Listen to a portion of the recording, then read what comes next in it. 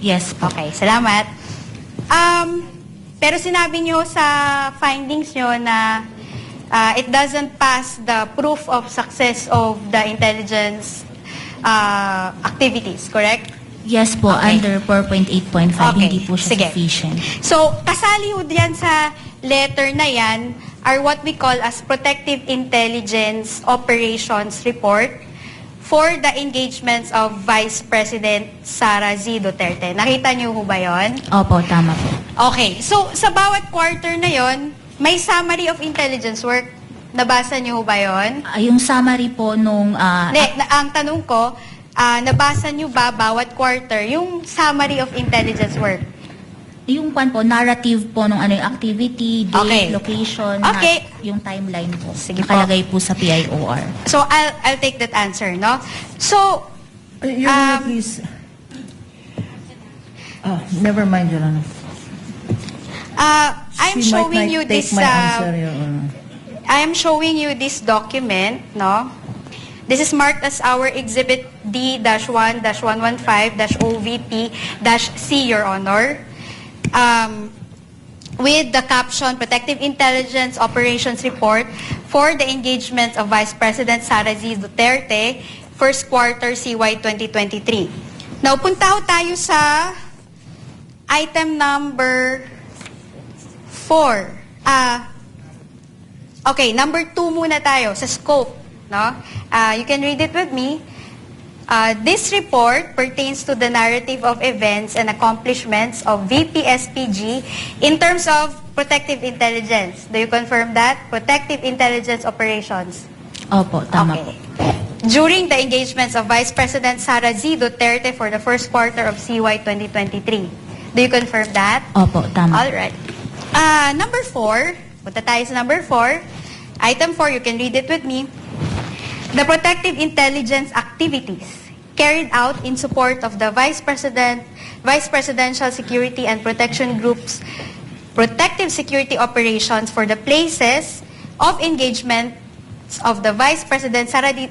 Duterte or Vice President Sara Duterte from January 1 to March 31, 2023 are listed below.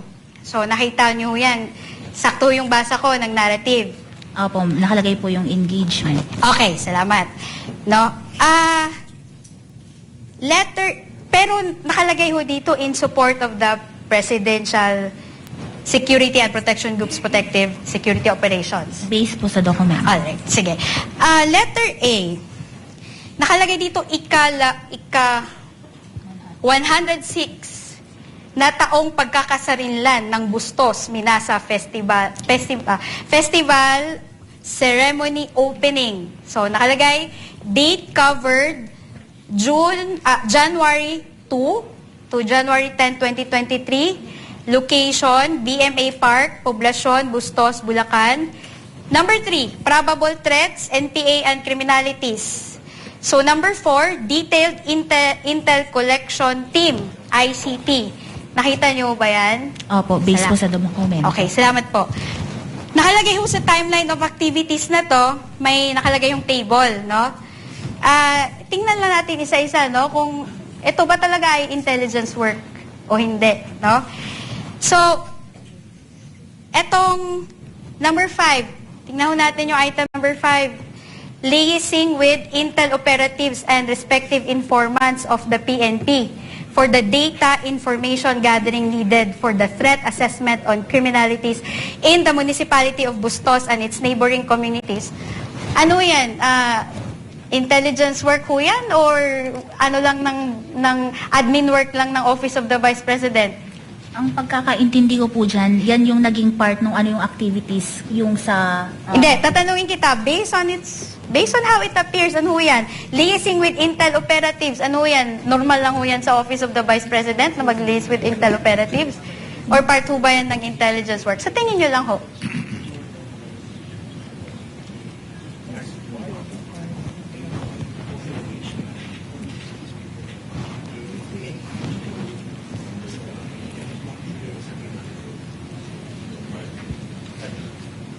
Papasok po siya sa intelligence gathering. Okay, salamat po. Number 7, intelligence fusion with for the threat assessment and situation update. Ano ho yan? Papasok ho yan sa intelligence or normal work lang yan ng OVP? Sa intelligence. Salamat po.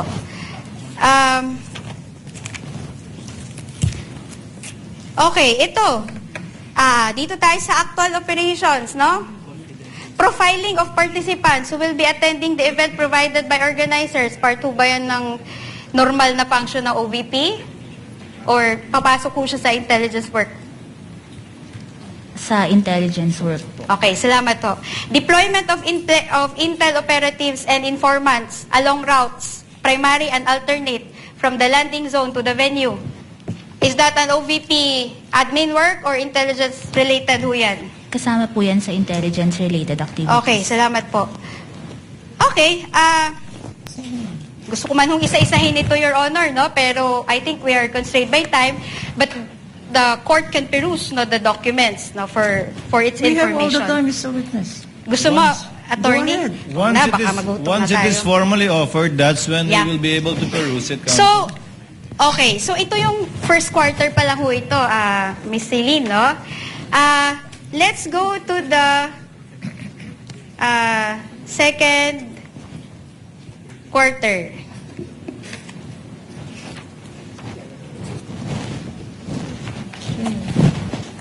Okay.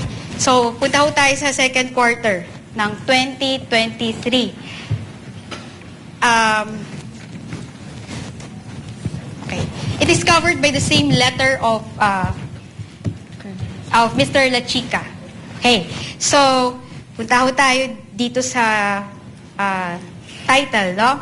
By the way, Your Honor, this is marked as our Exhibit D-1-115-OVP-M. Okay. So, ang title ho nito ay Protective Intelligence Operations Report for the Engagements of Vice President Sara Z. Duterte, second quarter 2023. Now, punta ho tayo sa scope. Basahin ho natin, Ms. Celine, no? This report, number 2, item 2, this report pertains to the narrative of events and accomplishments of VP-SPG in terms of protective intelligence operations during the engagements of Vice President Sara Z. Duterte for the second quarter of 2023. Tama ho ba yung binasa ko? Opo, tama po. Ay, salamat po. Narrative, number 4. The protective intelligence activities carried out in support of the Vice Presidential Security and Protection Group's protective security operations for the places of engagements of the Vice President Sara Duterte from April 1 to June 30 2023 are listed below. Sige ho. Letter A. Puntahan ho natin yung letter A, no?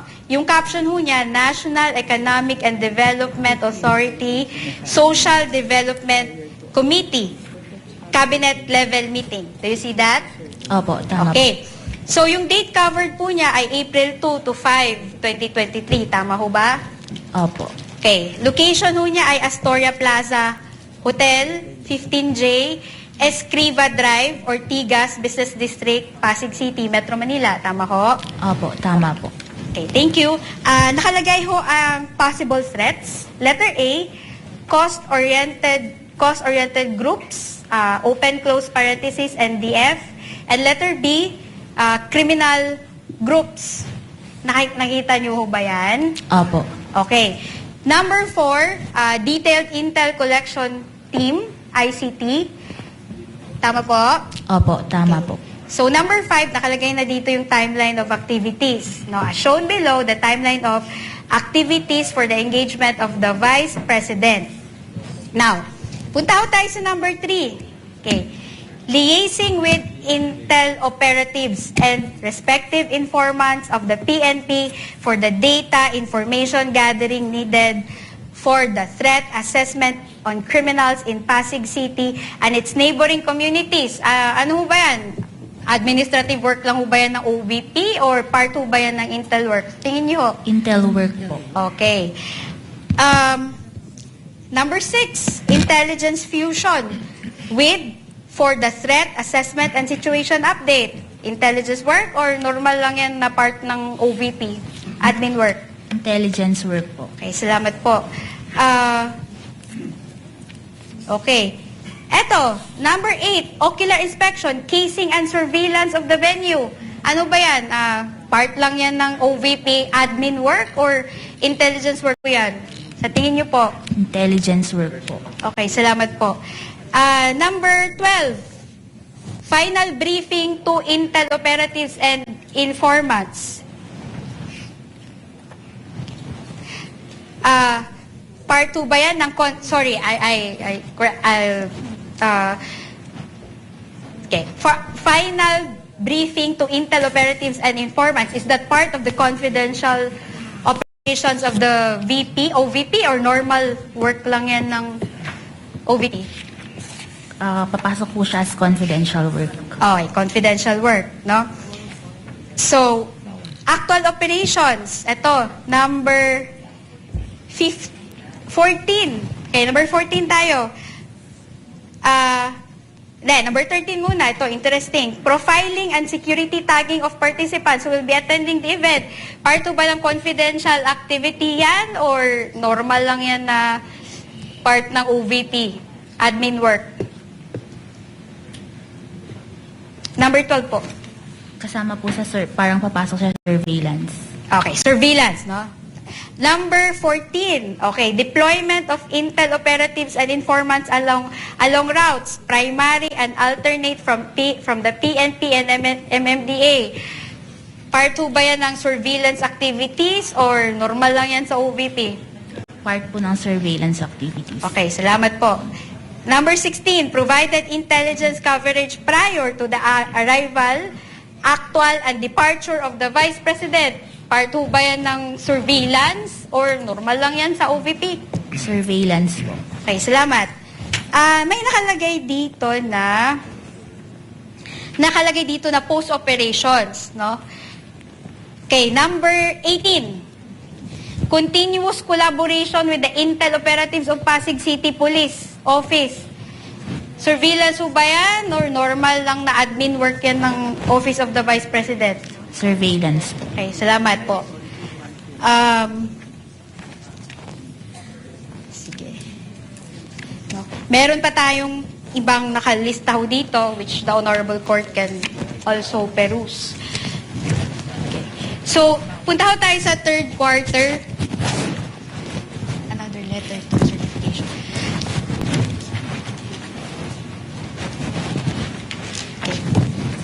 Okay. Punta ko tayo sa third quarter. Covered ho to ng certification pa ho ni Mr. Lachica ho, no?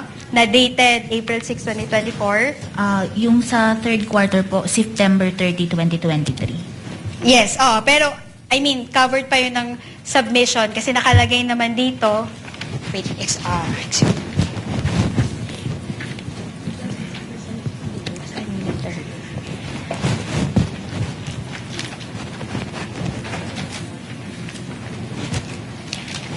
Excuse me lang, Your Honor. I will confirm with my counsel. Okay. Ayun na. So, may certification dito na sinabit si Mr. Dante Lachica dated September 30, 2023. Lagay ho dito, babasahin ko, si Lynn. Okay lang? Opo. Sige, sabay tayo. Ano? This is to certify Silene pala, sorry po. This is to certify that confidential activities such as surveillance and information gathering were performed in 122 areas during the third quarter of CY 2023, which enabled the team to prevent untoward incidents from transpiring during the engagements of the Vice President and in the implementation of the programs of the Office of the Vice President, including the establishment of 3 new satellite offices, Isabela in Cagayan, Valley, Bicol, and Barm, and the implementation of the OVP Libreng Sakay Program. Tama ho ba yung binabasa ko? Opo. Okay, so ito ho yung naging support niya, proof of success of the information gathering na sinabit ni Office of the Vice President. Tama ho? Opo, response po nila sa AOM for the third Salamat quarter. po. Your Honor, this has been marked as Exhibit D-1-116-OVP-B for the court's information. Now, may naka-attach ho dito na PIOR, no? Yun yung tawag natin doon, no? Protective Intelligence Operations Report for the engagements of Vice President Sara Z. Duterte for the third quarter of 2023. Okay, nakikita niyo ho ba yan? Opo. Your Honor, this has been marked as Exhibit D-1-116-OVP-C for the respondent. Now, tingnan ho natin yung scope again, Celine. No? This report pertains to the narrative of events and accomplishments of the VPSPG in terms of protective intelligence operations during the engagement of the Vice President Sara Z. Duterte for the third quarter CY 2023. Do you see that? Opo. Okay, salamat. Number 4, narrative. The protective intelligence activities carried out in support of the Vice Presidential Security and Protection Group's protective security operations for the places of engagements of the Vice President Sara Duterte from July 1 to September 30, 2023 are listed below. Tama ba yung binabasa ko? Opo, tama po. May nakalagay ho doon, DPWH inauguration and opening of Davao City Coastal Bypass Project, Segment A. Date covered, June 28 to July 1, 2023. Location, Davao City, Coastal Road, Times Beach, Ecoland, Davao City. Sakto? Sakto pa yung binabasa ko? Opo, tama. Okay, thank you. Probable threats, letter A, cost-oriented groups, open close parenthesis, NDF, and letter B, criminal groups. Tama po? Opo, tama. Okay, thank you. Number 4, detailed intel collection team, ICT4, tama po? Opo. Okay, number 5, timeline of activities, no? As shown below, the timeline of activities of the Vice President are as follows. So, tingnan natin yung number 4 kung magpo-fall po yan sa confidential or surveillance work, no? Number 4, liaising with intel operatives and respective informants of the PNP and AFP for the data information gathering needed for the threat assessment on criminalities in Davao City and neighboring areas. Does that fall under confidential activity or normal lang yan sa administrative work or normal administrative work lang yan ng OVP? Papasok po siya sa surveillance. Okay, salamat. Number 5 po, no? Intel fusion with for the threat assessment and situation update. Papasok po siya sa surveillance. Opo. Okay, salamat po. Ito hong number 11, no? Final briefing to intel operatives and informants. Ano ba to? Normal lang to na trabaho ng OVP or part ito ng surveillance or confidential work? Papasok po siya sa surveillance activity. Alright. Then, baba tayo dito sa actual operations, no? Itong profiling and security tagging of the participants, item number 12, who will be attending the event. Papasok po ba na normal admin work lang yan ng OVP or papasok po siya as confidential work or surveillance? Papasok po siya dun sa surveillance. Okay, salamat. Number 13, deployment of intel operatives and informants along routes, primary and alternate from the PNP. Surveillance or normal work lang yan ng OVP? Papasok po siya sa surveillance. Okay. Number 14, provided intel coverage prior to the arrival, actual and departure of the Vice President. Surveillance or normal lang yan? Part lang yan ng admin work ng OVP? Papasok po siya sa surveillance. Okay. So, post-operation. Number 16, continuous collaboration with the intel operatives of Davao City Police Office and TF Davao. Pasok po siya sa admin work or surveillance or confidential work? Sa surveillance po. Okay. So, nakikita mo dito lahat, Miss Celine, no? Pati na yung doon sa report, nakita mo naman na isa-isa yon, lahat may mga dates at lugar. Tama po? Opo, nakalagay po yung narratives, okay. yung timeline. So, for the first and second and third quarters of 2023, no? Do you confirm that? Nakalagay naman yan lahat. May dates, may activity, at may lugar. Tama ho? Opo, based po sa PIOR reports na submitted, Okay. may mga details po na ganun. Salamat. So, lahat ng mga submissions ng OVP for the first to third quarter, kasama itong Protective Intelligence Operations Report. Meaning, sa first quarter, yung pinakita ko nga, may sinabit kanina, di ba? Kasama po dun sa response nila sa AOM Okay. attachment po. So, kasama din doon sa response nila yung second quarter na Protective Intelligence Report.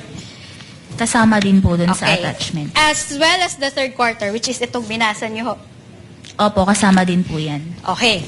But, despite of all of this, no, sinabi mo, hindi, disallowed pa rin yan kasi walang evidence of success eh. No? Walang evidence of success eh, no?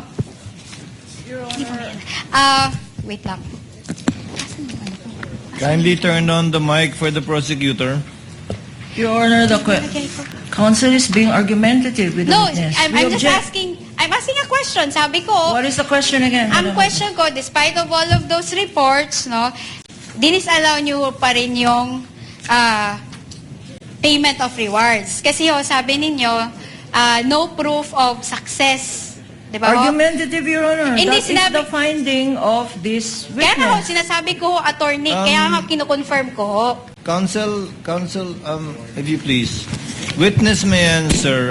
Objection is overruled. Witness said that she indeed disallowed and or gave AOMs because there was no proof of success. I even remember her saying, wala naman daw nahuli. So, please answer, Celine. Yes po, kasama po yun sa notice of disallowance ko na na-issue noong March 31, 2026. Hindi Oh. po sufficient yung PIOR and the certification na evidence na nagpapakita ng success ng information gathering. Okay, I get that.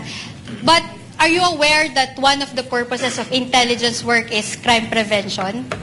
Your Honor, please, may we know where this is leading? Because we are not talking about intelligence funds. We're talking Well, about... confidential funds. So I convert my Confidential funds. question, Your Honor. Counsel, kindly Yes. wait for Attorney Capulan to finish with her objection.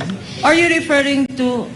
Counsel, I I kindly... will rephrase my Funds or question. I will rephrase my question. Counsels, please address the court, not Your each Honor, other. please. Your Honor, please. Your Honor, please, may I object to this line of questioning? In fact, I have not stood up because all the questions referred to intelligence funds, Your Honor, when the topic today is confidential funds. And I would like to put that on record, Your Honor, especially this last question, where she Your Honor. specifically refers to conclusions as to use of intelligence funds. The objection is noted, and counsel has already stated that she will rephrase. Kindly rephrase, Attorney Christine. All right. So, ang tanong ko kanina, no? Sabi nyo nga, no? Dinisallow nyo yung rewards kasi nga walang evidence of success nung information gathering. Tama ho? Opo. Okay. Kasi nga ho, gusto nyo ho ng proof na may nahuli. Sinabi nyo yan kahapon sa testimony nyo. Yes po, kasi naipakita po doon yung probable threat. So, ang hinihanap na proof of success is kung may na-apprehend po. Okay, apprehended. So, apprehensions, no? So, ang tanong ko sa'yo ngayon, alam niyo ho ba, no? Do you know that one of the purposes of a confidential activity or a surveillance is crime prevention? Alam niyo ba yon? Ang sa confidential... Hindi, alam niyo ho ba yon? Tanong ko lang ho, alam niyo ho ba na isa sa mga purposes ng surveillance or ng confidential work ay crime prevention? Alam niyo ho ba yon? Kasama po ang crime prevention pero depende rin po ito sa just mandate, answer my question, mandate ng yes or agency. no. Attorney Do you Celine. agree? Yeah. Kasama po ba yon o hindi? Yung sa crime prevention po, kasama po yun sa... Wait, pero let her depende answer. pa din po ito sa mandate po ng ang ganda lang, agency. kasama po ba siya sa surveillance at paggamit ng confidential fund, crime prevention? Yes or no? Opo, kasama po. Okay, salamat, Celine. Okay. In fact, meron tayong 3 klase ng surveillance work. Alam niyo ba yon, Celine? May background ho kayo sa mga surveillance, intelligence work, confidential work. Based lang po sa joint circular na for surveillance activities yung confidential fund. So actually, yung surveillance do you agree with me, may 3 klase ho yan. Una, preventive surveillance. Alam niyo ba yon? No basis, Your Honor. No basis Hindi, for tinatanong this ko lang ho question. kung alam niyo ho ba. Your Honor, the surveillance work that this Your Honor- witness testified to